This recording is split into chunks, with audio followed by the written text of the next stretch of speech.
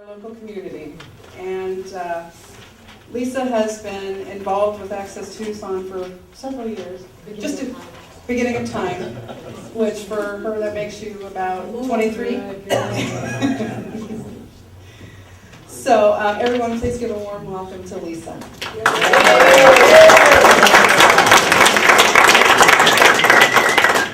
Thank you, friends. This is really like a second home for Access Tucson. Access Tucson and IFASA have always intertwined our paths, being concerned with community media, being concerned with art and filmmaking. So it's really a good natural partnership. And I want to thank Eric for really jump-starting that relationship when he came on as board president. We started discussing ways that our paths could continue to cross and build. I look forward to working with Rosie and y'all on making that happen. We have always been a volunteer-centric organization. Who here has no clue what Access Tucson is? So that's excellent. Sebastian.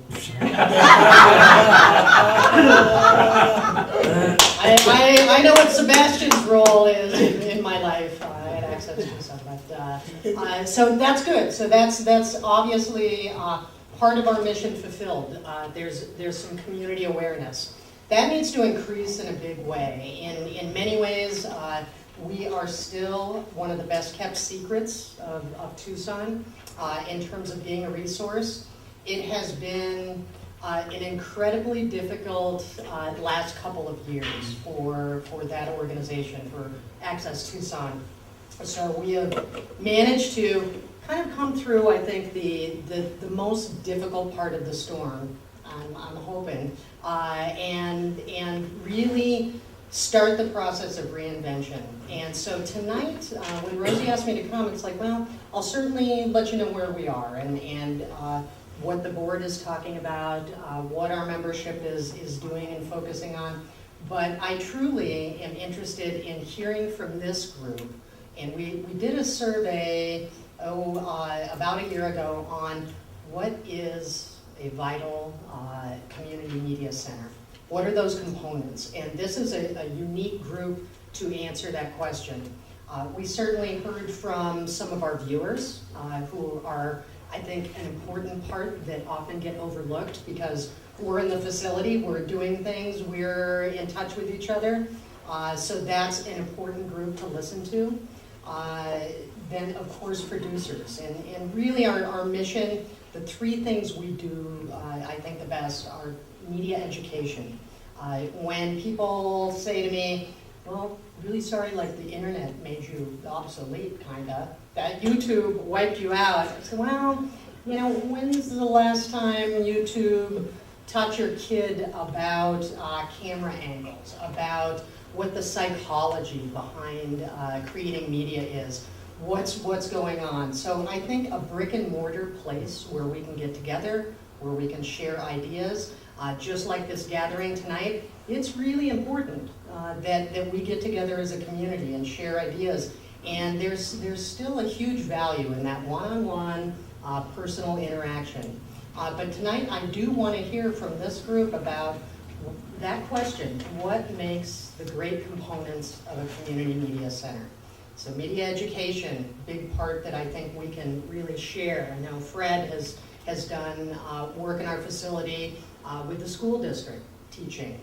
We would like to see that expand and welcome that. You guys are doing some great efforts in terms of teaching. So what else do we do? Distribution. So television, not quite dead, right? I still go home and turn on a TV. I don't sit in front of my computer. Of course, that's the direction everything is going. And thank you for bringing up our, this is soon to be the old website, which I'm really happy to say. So, because it's not performing in functionality the way it should. So we need to see on-demand programming, so at least people's most recent work would be available in an archive on our website. It would, just like the IFASA site, so yet another damn place to log in, but you would have a user account that you can maintain your own profile. So again, that level of sharing that can happen, again, and we'll talk about how we might make that easier for our membership that inhabits both places. So that's, again, why it's good that we work together as two organizations.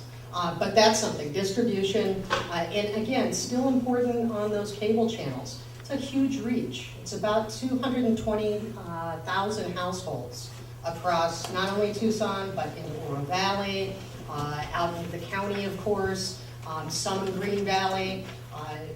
Coming up this year, I'm meeting with Kelly Maslin at Comcast to see what our evolution with that media partner will be. So that's something to look forward to, but certainly improving that distribution, improving how we can aggregate community media in one place. So that's something that we would like to do, and certainly showcase work. And I would love to see, absolutely, you're going to give me the IFASA promo that ran tonight. We want to see your work on our channels. This is the place for it. This is the place for independent media to really get out and connect with the community, not only via the internet, but again, there's some people that are just left out of that whole digital media equation. And that's another reason why we exist, to bridge that gap, to make those resources available to people who just don't have them. And it's easy to forget that still about 30% of Pima County, and this is mostly in some of the more rural areas, but have zip in terms of internet access, tools and broadband. It's really difficult, even where I live. Satellite internet, really a bummer. So it's something, again, that we're looking to improve. There's a ton of ways to be involved with Access Tucson. A lot of you are producers. Many have been actors in some of the projects that have run through our facility, and writers and creative content people. So that's absolutely a place to connect. And we also are a resource just in terms of being that brick and mortar facility. We have a conference room that you can utilize for casting, for meetings, whatever. We're certainly looking to improve our hours of operation to meet schedules better. IFASA used to meet in our facility on a regular basis on their monthly meetings, and when everything was in disarray, we were not able to house that anymore. Love to see that come back. This is a great place too, and to connect with your local government, because that's who's making the decisions about funding and really the prolonged life of community media. We're in that process now of looking forward with the city of Tucson in terms of their budget and what that means for community media. We saw about 75% of our budget evaporate in a year and a half. So that was really a difficult blow to just imagine that in your own life. Like, just deal with 75% less tomorrow, like starting now. That was a real difficulty. And as you know, all these tools, expensive, but great if we can be a community clearinghouse for some of these expensive tools that we can all share. So if we all buy in a little and can all share a little, that is certainly a goal, is improved tools for the coming year, and you'll see more information about that. So media education, distribution, and of course tools. So definitely no formatting here, just as you think of things. So I would just ask people to share. So Jean-Pierre, I'm going to pick on him because he's right here. And he also is, I'll slip you the $3 later for getting in that plug. That was excellent. But you said it changed your life. That's a pretty strong statement, and not one that I have not heard before, which is great. But if you could just share, and if you need a mic, I can walk it around or come up here. But I would like to hear just how you've utilized Access Tucson, and maybe that will start a dialogue. I'd rather have a dialogue tonight just about how can we work together you're building an organization that is going to really focus on film and that creative industry and moving it forward through the people. And again, we don't wait for people who are really organizers at a larger scale. Certainly we don't wait for the state to improve the film industry in Arizona. It will come from groups like this. And so being aligned. So Jean-Pierre, if you would just share your story. So if you want to do this, again, it's free. It's free to you to use. That's absolutely available to you. If you want to be the great guy or gal that is the media person that helps out FAIR, the people that, an animal rights organization or whatever, you want to be that media person, excellent. That's always going to be true. Well, for right now, for sure, it will be true that the individual access is free.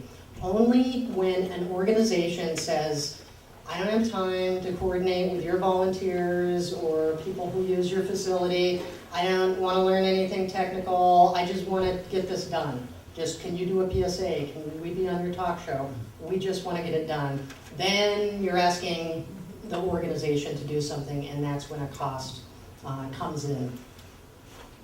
That answer your question? It did. Okay. So there's like 4 minutes left.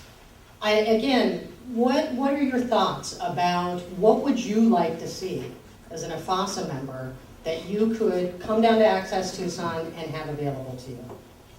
High-def cameras. High-def cameras. Okay, it's on the list for sure. Just, yeah. Are you able to take a drawing and make it a cartoon? Are we able to do that? We do have an animation class. I like that it was for kids. Now it's adult animation, which is kind of fun. But not adult adults. And it's a program that's available in our media lab. So the answer is you could take the drawing and make it all. Yeah. I'm writing them It's the do-it-yourself shop, yeah. Go ahead. Oh, discount on classes for unemployed IFASA members. Excellent. I like that. Or student. Uh-huh. Actually, I have a quick question. Mm-hmm. What is the censorship level for programming on public access? So you are the censor. So We do not screen any programming. We put it on you. We ask that if you have adult content in your program, that you run it late at night. And there is, which has never been enacted, there's a committee that would review your program if you said, I really need that full dorsal nudity at 6 p.m. in the evening. And Full dorsal. full dorsal, yes. My dolphin, man. My dolphin. Right. Yes, Ann? Lisa, is there any chance maybe some experienced IFASA members could be mentoring people working in Access? I would love it. I would love it, and so we offer internships with school affiliation or without it, and certainly we tally all those volunteer hours. I would come up with something that would make it worth your while, like access off hours to equipment, things like that, and that's what I've done for some of our interns. You have bulky things like set pieces or lots of Apple boxes you want to use. Can they be kept down here? Not really, so, and especially because we have roommates now, so the city of Tucson moved in with us back in May, and somebody said, yeah, how's that whole putting the head of the cat on the giraffe going? And it's going actually quite well because we're just roommates at this stage, and we have different schedules. So, and they don't leave like the last little bit of milk in the carton. They're pretty good that way, so it's working out pretty well. There's a question back there. Yeah, well, I get it. You got a lot of great people down there at Access Tucson, and there's a lot of great people here. Think we can get them all together and have a big party? Absolutely. So I would invite you to, let's do a mixer at Access Tucson. We'll tape it all and put it out there, and incriminate everyone. So absolutely, and we'll definitely be in discussion. I think education and certainly networking and sharing resources, it's huge. This is a group that has really some great information to share. Just one more little question. Sure. The new council, Mm-hmm. how are they compared to The the old new? council? Yeah, well, mayor Yeah, and yeah. such. It's a new mayor, so, it's funny, and we're in Steve's house, but every time there's a Democratic council, things just go like horribly wrong for us. But this council has been very supportive, truly, and they showed it. So, we were targeted for elimination completely. In fact, we taped a meeting in this room where the core tax committee said, get rid of the city channel, get rid of Access Tucson. And, and save, so their budget is about $600,000, ours is about $300,000, so not even a mil, and you're killing really the city's information vehicle, and I would like to see a little more equal platform for the community, but at least we have a voice, we have a place. And I think you had a question first, Fred. Yeah, for those members that might be really experienced in the craft, and it's something that I see that, how is the transition of taking your craft experience and being able to go and step into membership